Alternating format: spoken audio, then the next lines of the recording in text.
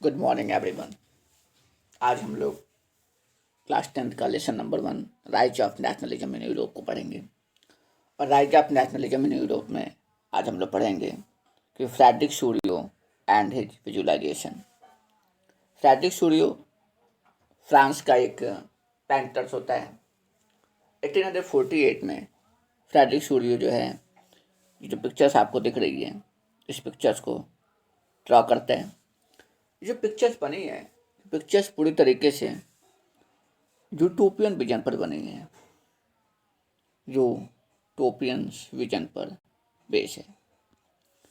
अब बात करते हैं कि यूटोपियन विजन्स का मतलब क्या होता है। यूटोपियन विजन्स का मीन्स हुआ कि एक तौर से जो भी पिक्चर्स बनी है पूरी तरीके से इमेजिन बेस पर है, ये काल्पनिक पिक्चर्स हैं। इस पिक्चर्स के अंदर किन किन पॉइंट्स के बारे में बताया गया है, यहाँ पर लिखा हुआ है। सबसे पहला पॉइंट है the long trail of peoples, second है Statue of Liberty, and third है स्टैड shattered remains of foreground, and fourth है क्रिश्चियंस एंड एंजल्स। जनरली ये पिक्चर्स है इन 4 पॉइंट्स के बारे में बात करती है। आप इस चित्र को देखेंगे तो देखेंगे सबसे पहले यहाँ पर जो है लॉन्ग ट्रेल्स ऑफ पीपल्स, लोगों का एक ग्रुप है, वो ग्रुप एक साथ चलता चला आ रहा है। बीच में यहाँ पर स्टैचू ऑफ लिबर्टी बनी हुई है। और थर्ड, यहाँ पर जो देख रहे होंगे ये जो हिस्सा है वो जो एब्सोल्यूट सिस्टम था, जो मोनार्की सिस्टम था, आपने पढ़ा होगा क्लास 9 में, लुइस के बारे में सुना होगा। तो लुइस मोनार्की सिस्टम का एक किंग था।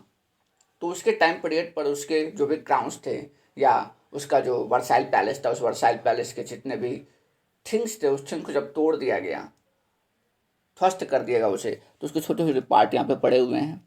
एंड नेक्स्ट में जो 4th नंबर पॉइंट है वो क्रिश्चियंस एंड एंजल्स हैं। आप ऊपर देखेंगे चित्र में तो यहाँ पर आपको क्रिस्ट सेंट एंजल्स को दिखाया गया है। जो क्रिस्ट है, सेंट एंजल्स हैं, ये हेवन से इस सीन को देख रहे हैं और वो क्या चाहते हैं, वो चाहते ये हैं कि आफ्टर दिस रिवॉल्यूशन, जो फ्रांस का रिवॉल्यूशन हो चुका था, रिवॉल्यूशन के बाद जो है फ्रांस के अंदर या वी कैन से दैट पूरे यूरोप के अंदर एक लोगों के अंदर जो है एक नेशंस का पैसन आएगा, एक नेशनलिज्म आएगा और उस नेशनलिज्म की वजह से लोगों के अंदर फ्रेटर्निटी आएगी।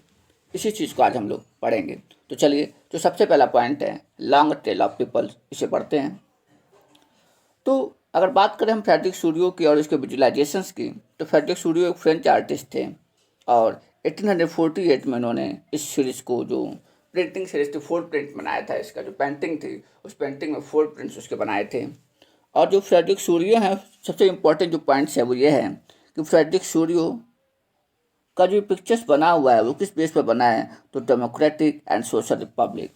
मैं इस कहने का मतलब कि वो चाहते थे कि जो ये जो पिक्चर्स बनी है, जो इमेज है, वो पूरी तरीके से डेमोक्रेटिक एंड सोशल रिपब्लिक पर बेस है। अर्थात कह सकते हैं कि वो प्रजातांत्रिक और एक सामाजिक गणतंत्र की बात करते हैं कि अब यहाँ पर मोनार्की सिस्टम समाप्त होगा, after monarchy system democratic system आएगा और जो भी यहाँ पे पर्सन जो हेड ऑफ कंट्री बनेगा, उसको head of country is chosen by the peoples. इसके बारे में उन्होंने बातें बताई हैं।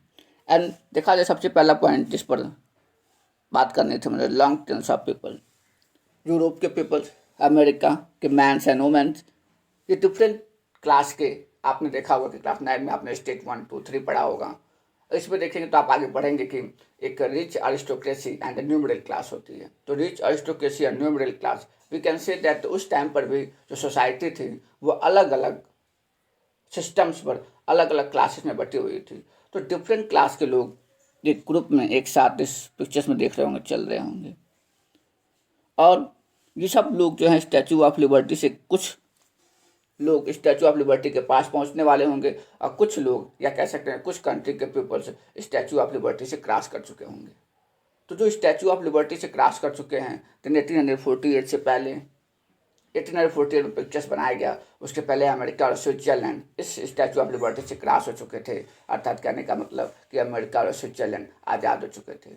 उसके पीछे उसको फॉलो कर रहे थे फ्रांस, जर्मनी, इटली, पोलैंड।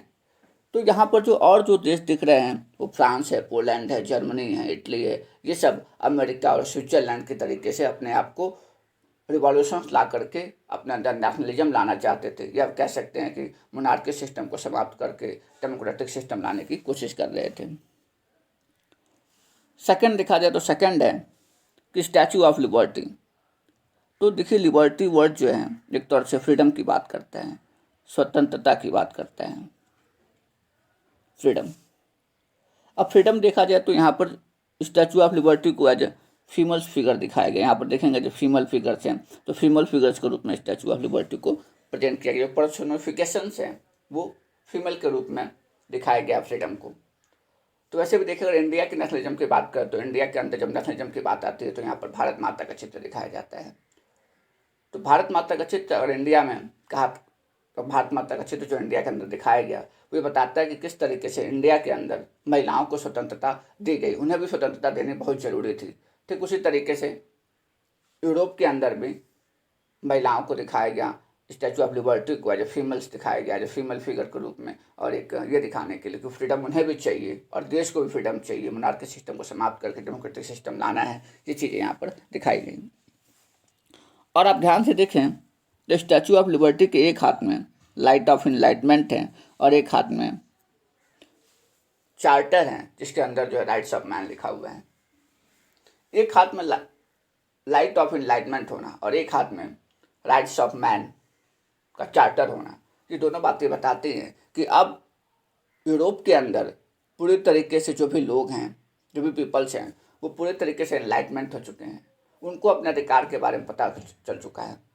आपने पढ़ा था क्लास 9 में कि रोल ऑफ फिलासफर था, फिलासफर्स ने रोल दिया, कई सारे फिलासफर ने बहुत सारी बुक्स लिखी, उस बुक्स से लोगों के अंदर एक एनलाइटमेंट आया, लोगों को ये मालूम हुआ कि हम अपने ये अधिकार मोनार्की सिस्टम से या राजा से मांग सकते हैं।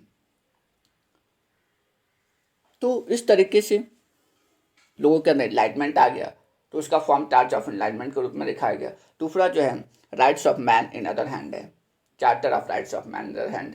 कहने का मतलब कि दूसरे हाथ में जो चार्टर है, एक डॉक्यूमेंट्स होता है, जिस डॉक्यूमेंट्स में जो है लोग अपने राइट से लिख रखे थे कि हमें ये अधिकार चाहिए।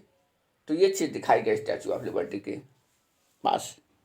नेक्स्ट पॉइंट देखें तो नेक्स्ट पॉइंट है सैटर्न रिमेन्स ऑफ फोरग्राउंड। ये बात मैंने बताई थी कि इस समय टाइम पीरियड पर यह दिखाया गया कि किस तरीके से मोनार्की सिस्टम को समाप्त किया जा रहा है। मोनार्की सिस्टम में जो भी क्राउन्स थे, जो भी थिंग्स उस वर्साइल पैलेस में, जो फ्रांस के अंदर वर्साइल पैलेस था जिसमें लुइस रहता था, तो उसे तोड़ दिया गया। तोड़ने के बाद जो भी उसके अवशेष थे, जो भी उसके स्कैप्चर्स है, सब यहाँ पर पड़े हुए हैं। नेक्स्ट जो पॉइंट है यह है क्रिस्टियंस एंड एंजल्स। ऊपर देखिए यहाँ पर चित्र में देखेंगे तो यहाँ पर जो है क्रिस्ट को, सेंट को, एंजल्स को दिखाया गया है। ये चित्र दिखाना फ्रेडरिक शोरियो ने इसलिए कोशिश की कि फ्रेडरिक शोरियो चाहते थे कि जो क्रिस्ट सेंट एंजल्स है वो ब्लेसिंग कर रहे हैं, आशीर्वाद दे रहे हैं कि यूरोप के अंदर जो है जो भी लोग हैं, यूरोप एक नेशंस के रूप में कन्वर्ट हो, यूरोप में अलग अलग नेशंस बन जाएं और लोगों के अंदर फ्रेटर्निटी के पैशंस आए, लोगों के अंदर फ्रेटर्निटी का फीलिंग्स आए। इसे दिखाने के लिए यहाँ पर जो है क्रिस्ट सेंट एंजल्स को दिखाया गया है। तो इस तरीके से फ्रेडरिक शोरियो की जो पिक्चर्स है, जो फ्रेडरिक शोरियो का जो विजुलाइजेशंस है, वो जनरली 4 एलिमेंट्स के बारे में बात करता है। नेक्स्ट पॉइंट की तरफ बढ़ें तो हमें ये पता चलेगा कि जो फ्रेडरिक शोरियो हैं, फ्रेडरिक शोरियो की दिखाइए, आप देखेंगे यहाँ पर लिखा हुआ है कि यूटोपियन विजन पर बेस है, या कह सकते हैं कि एब्सोल्यूटिस्ट इंस्टीट्यूशन जो है उसको डिस्ट्रॉय करने की बात करता है। मतलब फ्रेडरिक शोरियो की थीम की बात करें कि फ्रेडरिक शोरियो की जो इमेज है, जो उन्होंने विजुलाइजेशंस किया है, वो visualizations on the basis of 2 विज। The first is known as the utopian vision, second is the absolute institution. Utopian vision की बात करें तो यूटोपियन विजन का मतलब होता है कि it is an imagine community और society that is so ideal and that is unlikely to actually exist. कहने का मतलब कि यहाँ पर जो इमेज दिखाई है फ्रेडरिक शोरियो ने, तो पूरी तरीके से काल्पनिक है, पूरी तरीके से इमेजिन्स है। इस तरह की सोसाइटी का होना, यहाँ पर जो सोसाइटी दिखाई गई है, बहुत ज़्यादा आइडल्स दिखाई गई है, बहुत ज़्यादा आदर्शवादी, बहुत अच्छी सोसाइटी दिखाई गई है। बट रियल में ऐसा होना, एक्चुअली एग्जिस्ट करना, ये पॉसिबल नहीं है। कहने का मतलब सेम उसी तरीके से अगर मैं सोचूं कि on the spot in the present time आप जो अचानक हवा में उड़ने लग गए, ठीक है, आप हवा में उड़ने लग गए, तो ऐसा पॉसिबल तो इस प्रेजेंट टाइम में नहीं कि अचानक आप हवा में उड़ने लग जाएंगे। तो इस तरीके का कहने का मतलब ये पूरी तरीके से जो यूटोपियन विजन्स होता है वो सोसाइटी के ऊपर बेस होता है। यहाँ पर सोसाइटी को पूरी तरीके से इमेजिन बेस दिखाया जाता है कि सोसाइटी समझिए कि लाइक राम राज्य में कन्वर्ट हो चुकी है, बट ऐसा पॉसिबल होना बहुत ही कठिन है। तो इस तरीके को जो विजन्स होता है उसको क्या बोलते हैं, यूटोपियन विजन्स बोलते हैं। एंड नेक्स्ट देखेंगे, मैंने आपसे बताया कि एब्सोल्यूट इंस्टीट्यूशन पर बेस है।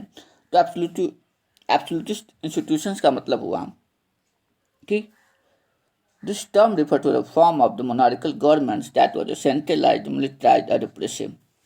कहने का मतलब कि इस समय पर एक ऐसा सिस्टम जो पूरी तरीके से जहाँ पर राजा जो हो, एब्सोल्यूटिस्ट इंस्टीट्यूशन से कह सकते हैं कि एब्सोल्यूटिस्ट सिस्टम का मतलब होता है कि form of the monarchal system.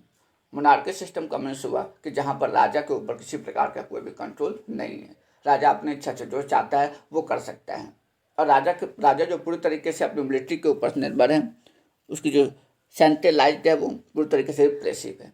Centralise यहाँ पर एक वर्ड आ रहा है सेंट्रलाइज।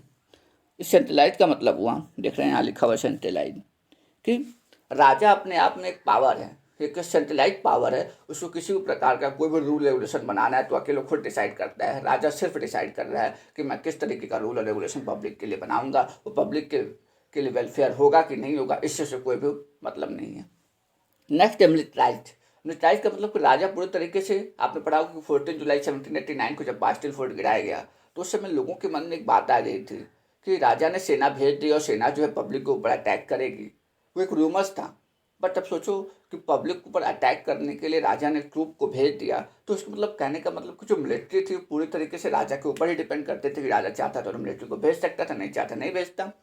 तो कहने का मतलब कि पूरी तरीके से मिलिट्राइज कंडीशन थी। और रिप्रेसिव का मतलब कि जिस तरीके से राजा जब देखता था कि ये लोग, ये पीपल्स, ये जो न्यू मिडिल क्लास है, आप पढ़ेंगे कि न्यू मिडिल क्लास आगे आएगी, लिबरल्स पीपल्स आगे आएंगे, तो ये लोग जब भी राजा के प्रति प्रोटेस्ट करते थे किसी भी चीज़ को लेकर के, उसे रिप्रेसिव कर दिया जाता था। तो कहने का मतलब कि अगर इस प्रकार की कोई गवर्नमेंट है और जिस गवर्नमेंट के अंदर या इस प्रकार कोई सिस्टम है, सिस्टम ऑफ रूल्स है, या वी कैन से गवर्नमेंट्स है, गवर्नमेंट सिस्टम है, तो उसके अंदर अगर वो जो सेंट्रलाइज्ड है, मिलिट्राइज्ड है, रिप्रेसिव है, ये तीनों चीज़ें हैं अगर उसके अंदर, ठीक है, तो वो जो सिस्टम है क्या कहलाता है, एब्सोल्यूटिस्ट सिस्टम कहलाता है। यहाँ लिखा हुआ है, it is a government a system of rule which was so रिस्टेंट in the system Kings और पॉलिटिकल्स एंड अदर पावर। सारा पावर किंग के पास होता है, वो जो कुछ भी चाहे कर सकता है। इस तरीके से इसके 4 जो एलिमेंट्स थे फ्रेडरिक सोरियो के, उसके विजुअलाइजेशन कंप्लीट हुआ।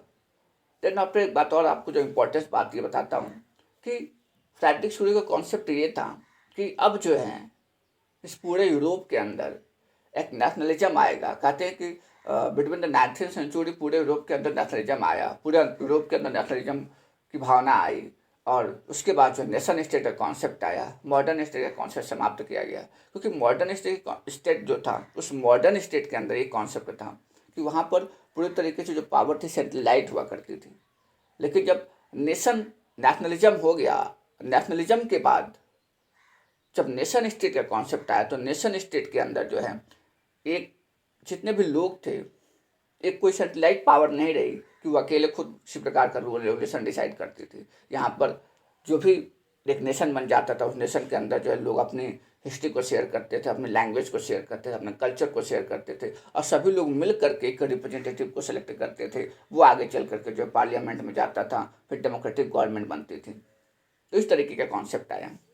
तो फ्रेडरिक सोरियो और एंड हिज विजुअलाइजेशन जो था, उसकी पिक्चर्स थी, बहुत ही इंपॉर्टेंट है एग्जाम में। जनरली 3 नंबर के क्वेश्चन में या शॉर्ट में पूछ सकता है कि वेरी शॉर्ट क्वेश्चन पूछ सकता था कि फ्रेडरिक सोरियो का जो विजुअलाइजेशन है वो कब बनाया गया। तो आपको याद होना चाहिए 1848 में बनाया गया। तो अगर वीडियो आपको पसंद हो तो लाइक से सब्सक्राइब करें, और ऐसे भी इंपॉर्टेंस वीडियो जो हैं वो जल्दी चैनल पर कंप्लीट की जाएगी। वीडियो बने रहने के लिए बहुत बहुत धन्यवाद। Thank you so much. Have a nice day.